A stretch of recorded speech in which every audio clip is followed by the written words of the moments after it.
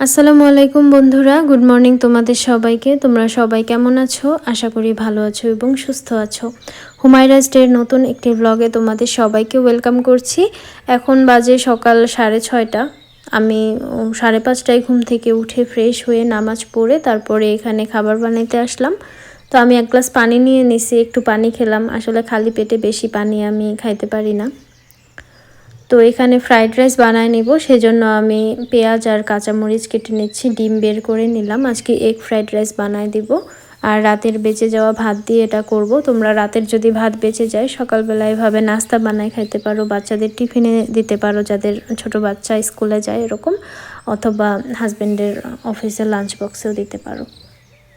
তো এখানে আমি তেলের মধ্যে পেঁয়াজ মরিচ ভালো করে ভেজে এখানে 2টা ডিম দিয়ে দিলাম, একটু লবণ দিয়ে তারপরে এটা কিছুক্ষণ মিক্স করে এর মধ্যে ভাত দিয়ে দিব। আর এখানে চাইলে অনেক রকম সবজি দেওয়া যায়, যেমন আলু, গাজর, ক্যাপসিকাম, মটরশুঁটি, এগুলোও দেওয়া যায় পছন্দ মতো, ফুলকপি। তো আমি ভালো করে মিক্স করে নিলাম, একটু গরম মশলা দিলাম, কারণ অন্য কোনো সবজি দিই নাই তো, আর ওর সাথে অন্য কিছু দিবও না, তো ওর জন্য খেয়ে একটু মজা পাই, সেজন্য গরম মশলাটা দিলাম। তো আমার বানানো হয়ে গেছে, এখন এটা আমি বক্সে ঢুকায় নিচ্ছি। নেওয়ার পরে একটু জানালার পাশে রাখবো, একটু ঠান্ডা হবে, তখন এটা কভার করে ওকে দিয়ে দিব।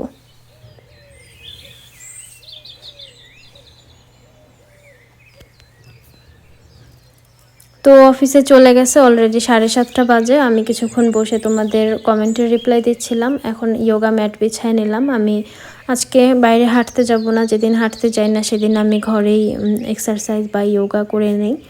তো আমি সেটাই করব আর কি। তো আজকে আমি 30 মিনিটের মতো করছি। এখন 8:05 বাজে। তো আমি এখানে আমার নাস্তা বানায় নিব, যেহেতু সকালবেলা আমি ভাত খাই না, আর ওকে দিচ্ছি, ফ্রাইড রাইস বানায় ওকে দিয়ে দিচ্ছি। তো আমি এখন আমার জন্য বানাচ্ছি। তো দুধ গরম করতে দিলাম, আর এখানে কর্নফ্লেক্স নিয়ে নিচ্ছি বাটির মধ্যে, আর একটা কলা কেটে নিচ্ছি। তো কর্নফ্লেক্সটা আমি এক এক সময় এক একভাবে খাই, কখনো দেখা যায় যে ড্রাই ফ্রুটস দিয়ে খাই, কখনো দেখা যায় কলা দিয়ে খাই, এরকম।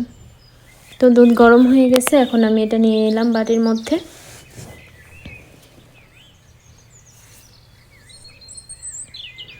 তো ল্যাপটপের সামনে এসে নাস্তা করব আর কি। আমার একটা ভিডিও সব কিছু কমপ্লিট করা আছে, শুধু রেন্ডার দিতে হবে। তো আমি নাস্তা করি আর ওইটা করে নেই আর কি। আমার নাস্তা করা হয়ে গেছে, নাস্তা করা শেষ হয়ে গেলে তারপরে আমি বাটিটা ধুয়ে নিচ্ছি। তোমরা কি দিয়ে নাস্তা করলা? দিনটা কেমন গেল, কেমন যাচ্ছে? যখনই ভিডিওটা দেখো আমাকে কমেন্ট করে জানিও, আর ভিডিও দেখার শুরু করলে প্লিজ একটা লাইক দিয়ে দিও। আর যখনকার জিনিস মানে যখন যেটা ময়লা হয় একটু যদি ছোট ছোট থাকে সাথে সাথে ধুয়ে ফেললে ভালো। তা আমি বাটিটা রাখার পরে দেখলাম যে আমি শুকনো জিনিস মনে হয় প্লেটে রাখছিলাম, একটু ময়লা হয়েছিল, তো আমি স্ট্যান্ডে ভুল করে রেখে দিছি। তো আমি প্লেটটাও 2-3টা প্লেট ছিল, সেই প্লেটগুলো ধুয়ে নিলাম। তারপরে ফিরে আসলাম একদম 2 ঘন্টা পরে। এর মধ্যে আমি বাসা ভ্যাকুয়াম করছি, বাসা মুছে নিছি, তারপরে ওয়াশিং মেশিনে কাপড় দিছি। এরপরে আমি টায়ার্ড হয়ে গেছি, ভাবলাম একটু চা খাই। চা আর 2টা বিস্কিট নিয়ে নিলাম। আর এই বিস্কিটের প্যাকেটগুলো ও হচ্ছে ওর এক কলিগকে দিয়ে আনাইছে, সে হচ্ছে শহরের দিকে থাকে, যার জন্মদিন খেতে গেছিলাম আর কি সে। তো ও অফিসে নিয়ে গেছে 2টা, একটা তো খুলছি আর 3টা আছে আর কি। তো আজকে আমি আমার ফ্রিজটা পরিষ্কার করে নিব। বাড়িওয়ালার দেওয়া ছোট্ট আর কিউট এই ফ্রিজটা পরিষ্কার করব আর কি। ফ্রিজটা বন্ধ করে নিলাম প্রথমে, তারপরে ফ্রিজে যা যা ছিল সব কিছু বের করে নিলাম। আসলে ফ্রিজটা দেখতে ছোট, উপর থেকে লম্বায় ছোট, কিন্তু ভিতরে কিন্তু অনেক জায়গা। সেটা যখন আমি ফ্রিজটা তোমাদেরকে অর্গানাইজ করে দেখাবো, মানে ফ্রিজটা যখন গুছাবো ভিতরে রাখবো জিনিসপত্র, সেই ভিডিওটা দেখলেই কিন্তু বুঝতে পারবা যে এই ছোট্ট ফ্রিজটাতেই মাশাল্লাহ অনেক কিছু রাখা যায়, আমি অনেক কিছু রাখতে পারি। তো নর্মাল ফ্রিজটা নিয়ে আমার কোনো সমস্যা নাই, কিন্তু ডিপ ফ্রিজটা একদমই ছোট। এই যে উপরের একটু ছোট পার্ট দেখতেছো না, ওইটা হচ্ছে ডিপ রাখার জায়গা, ডিপ ফ্রিজ আর কি, ডিপ রাখার জায়গা বলতেছি, ওটা হচ্ছে ডিপ ফ্রিজ। ওখানে মাছ মাংস মোটামুটি রাখা যায়। আমি 1 মাসের মতো মাছ মাংস রাখতে পারি আর কি। এর মাঝখানে যদি একটু কিছু শেষ হয়ে যায় তখন আমি আরেকটা জিনিস ঢুকাই ফেলি, এরকম করেই আর কি চালাই নেই, সমস্যা হয় না খুব বেশি। আর এখানে একটা যেই লিকুইডটা দিয়ে ভালো করে পরিষ্কার হয় সেই লিকুইডটা দিয়ে আমি পরিষ্কার করব।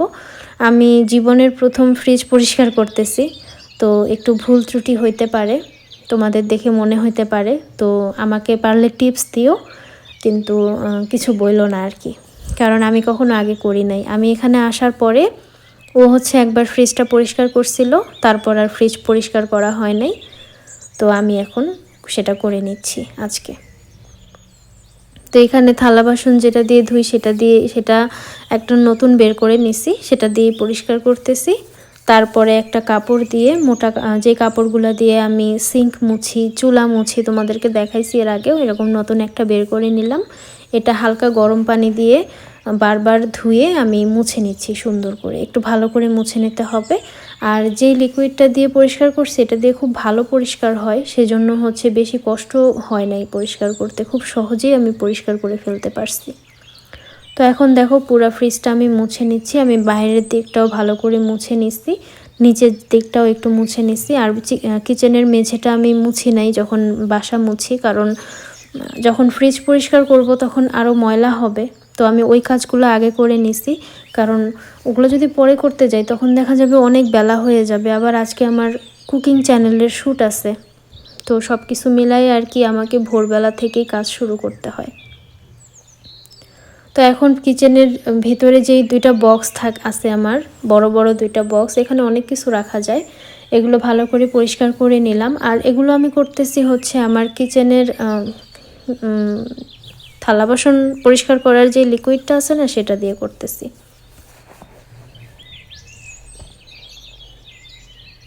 তো এটা হচ্ছে ডিম রাখার, তোমরা তো জানোই, তারপরেও বলতেছি। তা আমি এখন পরিষ্কার করে নিলাম, তারপরে ভালো করে ধুয়ে নিচ্ছি। ধুয়ে নিয়ে এটা প্রথমে চিন্তা করছিলাম কি টিস্যু দিয়ে মুছবো, তারপরে চিন্তা করলাম এতগুলো যদি আমি টিস্যু দিয়ে মুছি, মানে কিচেন টিস্যুটা একটু মোটা হয়, তারপরেও অনেকগুলো খরচ হয়ে যাবে, তো আমি বাইরে দিয়ে দিব, বাইরে যে একটা বসার জায়গা আছে সেখানে দিয়ে দিব, হালকা মিষ্টি রোদ আছে, সেই রোদেই শুকায় যাবে। তো এই ফ্রিজ পরিষ্কার করাটা তোমাদেরকে অনেক তাড়াতাড়ি দেখাইলাম, কিন্তু পরিষ্কার করতে আসলে অনেক সময় লাগছে, সেই জন্যই আমি আগে ওই কাজগুলো করে নিছি। কাপড়ও ওয়াশিং মেশিনে দিয়ে দিছি, ওই কাজগুলো করে কাপড়ও হইতে থাকবে, আর এদিকে আমি ফ্রিজটাও পরিষ্কার করে নেব। তো দেখো বাইরে এখানে দিয়ে দিলাম।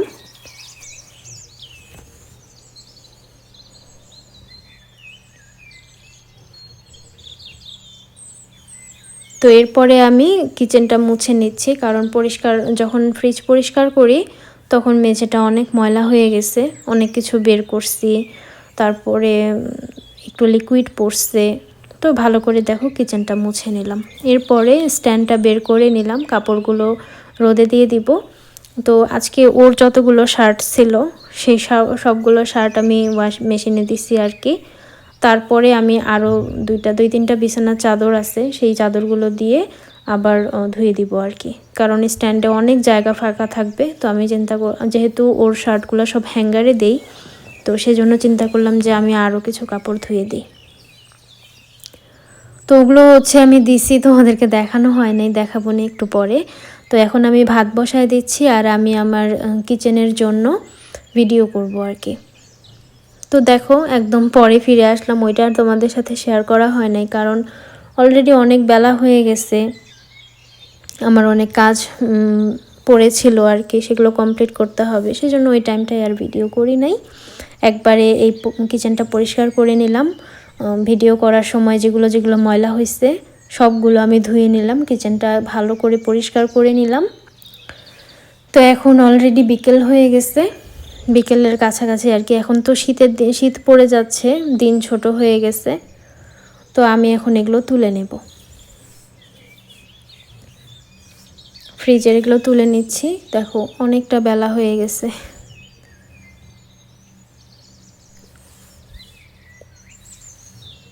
তা আমি এগুলো নিয়ে ঘরে যাচ্ছি, ফ্রিজটা আর কি সেট করে নেব। আর যখন আমি কুকিং চ্যানেলের জন্য শ্যুট করি তখন কিন্তু আমার শাওয়ার নেওয়া হয় একদম সন্ধ্যার দিকে, সেজন্য আমি আজকে সারাদিনও এখন পর্যন্ত শাওয়ার নিতে পারি নাই।